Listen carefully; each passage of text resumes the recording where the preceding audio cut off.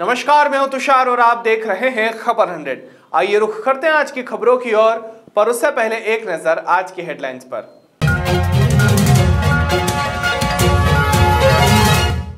भोपाल में कांग्रेसियों पर चला प्रशासन का डंडा। राजभवन घेराव करने के लिए इकट्ठे हुए थे कांग्रेसी।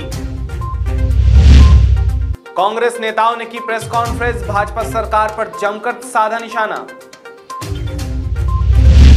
इंदौर के लसुड़िया थाना क्षेत्र में हुआ भयानक हादसा, सड़क हादसे में युवक की मौत। नशीला पदार्थ पिलाकर कथावाचक ने किया दुष्कर्म, कुंडली देखने युवती को बुलाया था।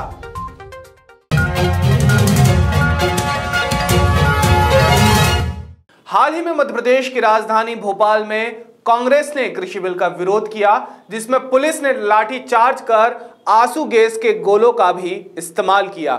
इस घटना के बाद पूर्व मंत्री सज्जन सिंह वर्मा का बड़ा बयान सामने आया है, जिसमें सज्जन सिंह वर्मा ने कहा कि केंद्र में जब से बीजेपी आई है तब से लोकतंत्र की हत्या की घिनौनी साजिश की जा रही है।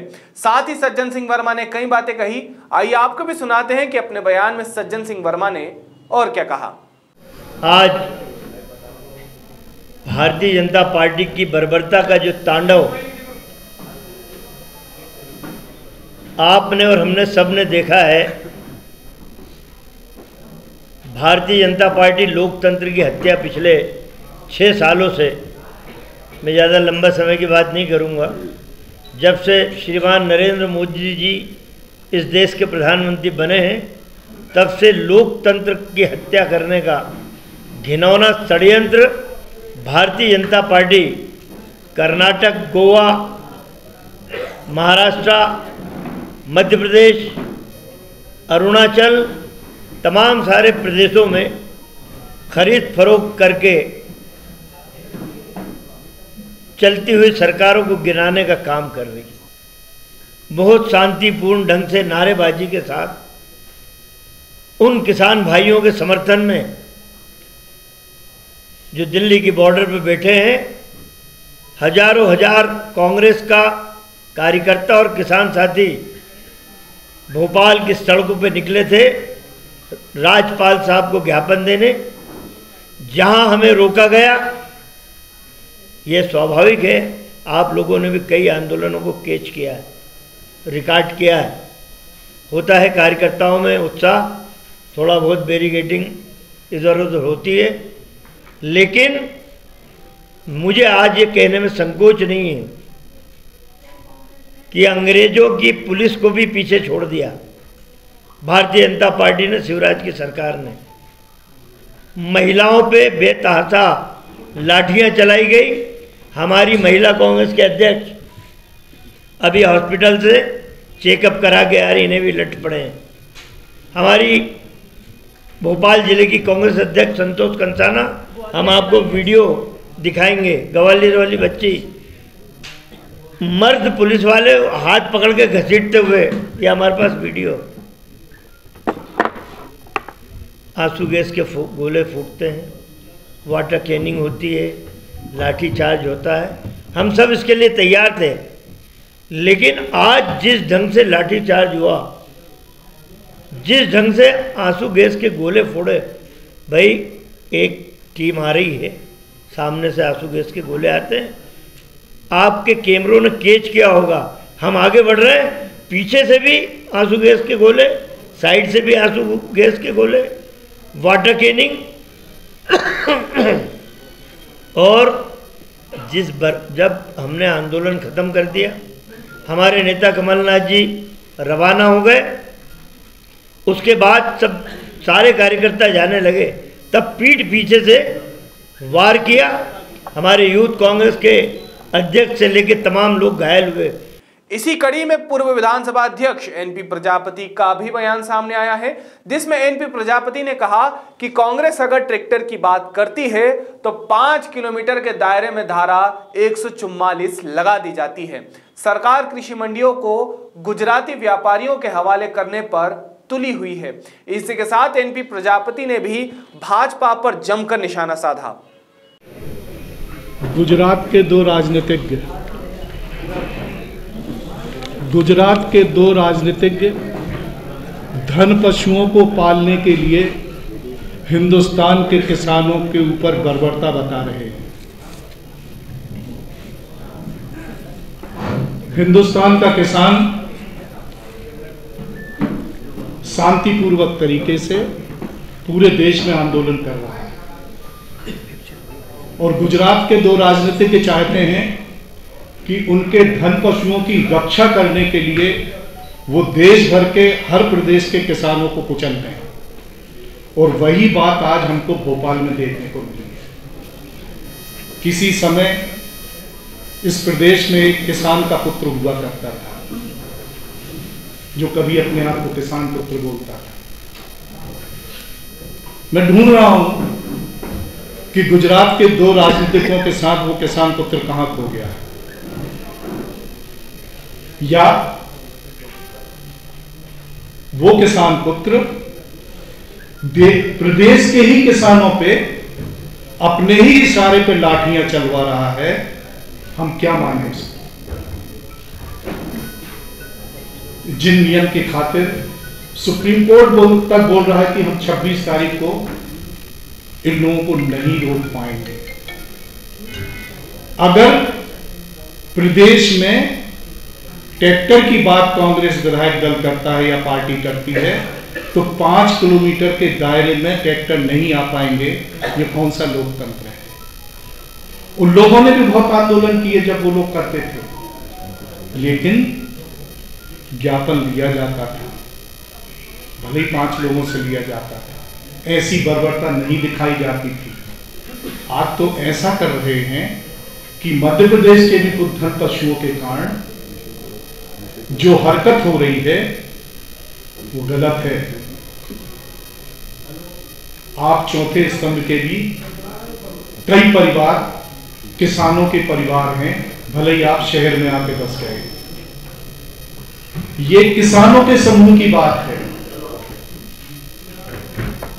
जो सज्जन भाई ने कहा, हम चाहेंगे कि आप लोग भी कृपा पूर्वक किसानों की बात है क्या, सीधी बात है कि जो न्यूनतम दर है उसका कानून बना दीजिए, गारंटी दे दीजिए, नियम बना दीजिए।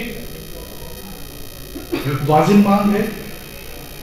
मंडी जैसे प्राइवेट यूनिवर्सिटी खुल गई, गुजराती पॉलिटिशियन चाहता है कि उनके धन पशुओं को मंडी दे दी जाए, प्राइवेटाइजेशन कर दिया जाए, ताकि शासन कोई खरीदी करे ना करे, लेकिन प्राइवेट मंडियां खरीदी करेंगी। फिर जब सरकार नहीं खरीदेगी तो 1 रुपए का अनाज गरीबों को कैसे मिलेगा? लड़ाई इस बात की है। पूर्व कैबिनेट मंत्री विजयलक्ष्मी साधो ने भी अपने बयान में भाजपा पर जमकर निशाना साधा। विजयलक्ष्मी साधो ने कहा कि बीजेपी सरकार में किसान और मजदूर सबसे ज्यादा असहाय बने हुए हैं। आइए आपको भी सुनाते हैं कि उन्होंने अपने बयान में और क्या कहा। आज जो देखा, प्रजातंत्र लोकतंत्र के चौथे स्तंभ को हमें बताने की आवश्यकता नहीं है, क्योंकि आप सब लोग भी उस परिदृश्य में का एक हिस्सा थे और आप लोग ने भी रूबरू देखा। प्रजातंत्र का चौथा स्तंभ चीजों को रूबरू देखता था, लेकिन आज हमारे इस आंदोलन में आप भी एक शरीक होकर हिस्सा बने। किस मायने में? क्योंकि हमारे साथ साथ आप लोगों ने भी लाठियां इस अप्रजातांत्रिक प्रदेश में जो बनी है सरकार शिवराज मामा की, उसकी लाठियां आप लोगों ने भी खाई हैं। क्योंकि आप लोगों में से 2 लोग भी इस आंदोलन में जख्मी हुए हैं, इसलिए आप उस आंदोलन को भली भांति महसूस कर रहे हैं। सिर्फ आप लोगों ने कैमरों में कैच नहीं किया इस परिदृश्य को, लेकिन आप लोगों ने भी हमारे साथ सहा है। इसलिए आप वास्तविकता को ज्यादा अच्छे से समझ सकते हैं। एमपी भाई ने बहुत सही कहा कि पत्रकार आप बाद में हैं, पहले कहीं ना कहीं किसी किसान के बेटे भाई हैं, उसके बाद पत्रकारिता में हैं।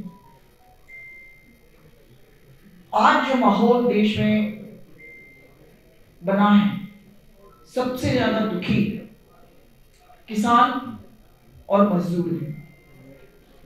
किसान और मजदूर किस तरह से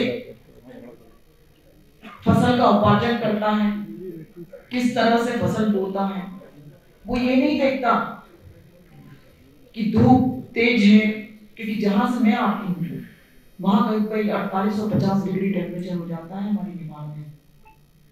वो ये नहीं देखता कि 50 डिग्री टेम्परेचर में मैं काम कर रहा हूँ, या मेरे ऊपर बारिश हो रही है, या मैं ठंड में कपकपाते हुए, क्योंकि आज जो बिजली मिल रही है वो 10 घंटे में 2 शिफ्टों में मिलती है, 6 घंटे और 4 घंटे। रात को 1 बजे आती है, एक पैर उसका खेत में रहता है, दूसरा पैर उसका घर में रहता है। बिजली आती है, भाग के खेत में जाता है, बिजली चली जाती है, वापस घर आता है। उन परिस्थितियों में अन्न का उपार्जन करके इस देश के लोगों का पेट भर रहा है, जिसमें आप और हम शामिल हैं। इंदौर में सड़क हादसे रुकने का नाम नहीं ले रहे हैं। लगातार सड़क हादसों में युवकों की मौत होना अब जैसे आम सी बात हो गई है। वहीं शुक्रवार देर रात फिर सड़क हादसा हुआ जिसमें एक युवक की मौत हो गई। बता दें मामला इंदौर के लसूड़िया थाना क्षेत्र का है, जहां क्षेत्र के ही रहने वाले युवक किसी काम से देर रात घर से जा रहे थे। उसी दौरान शालीमार टाउनशिप के पास इनकी बाइक किसी वाहन से जा भिड़ी। इतना हादसा भयानक था कि वहीं पर युवक की दर्दनाक मौत हो गई।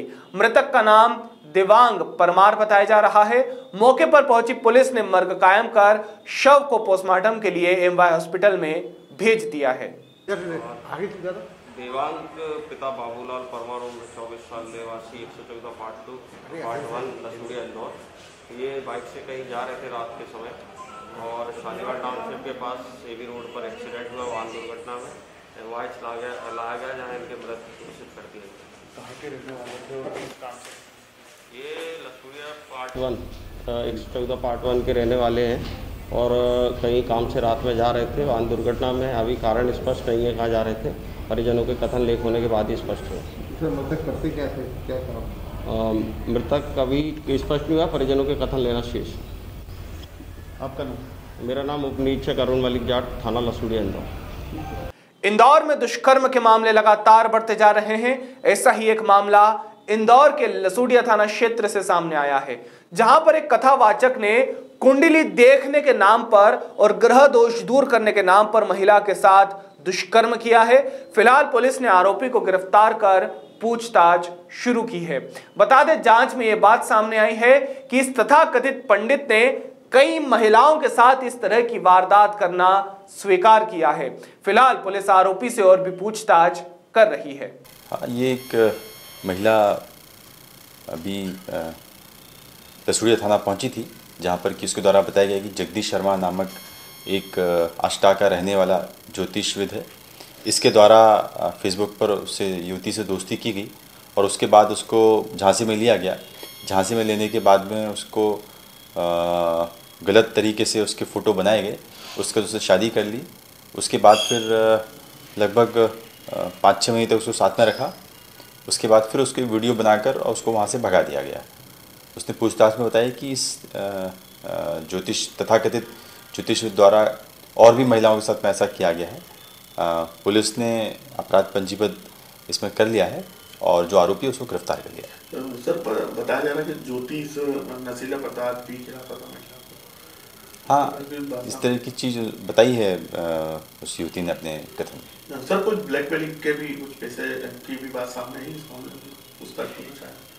हाँ, जैसे अवैध संबंध बनाने के लिए इसने उसके फ़ोटो खींचे थे और वीडियो भी बनाए थे, जिसके बाद उसने बाकी सब इस तरह के कृत्य से किए। सर और कुछ महिलाएं सामने आई होंगी कुछ इसके अलावा भी, क्योंकि कई लोगों से उसने संबंध बनाने का प्रयास करा, बनाए भी। अभी आरोपी को पुलिस ने गिरफ्तार किया है इस बात पर विवेचना की जा रही है कि क्या अन्य युवतियों के साथ भी उसने ऐसा किया। सर आरोपी कहाँ का रहने वाला था? आरोपी आष्टा का रहने वाला है और ये इसी तरह का काम करता है, जैसा उसने बताया था युवती ने, इसी तरह का काम है उसका। अभी के लिए केवल इतना ही। बाकी ताजा खबरों के लिए जुड़े रहिए खबर 100 के साथ, जनता की बुलंद आवाज।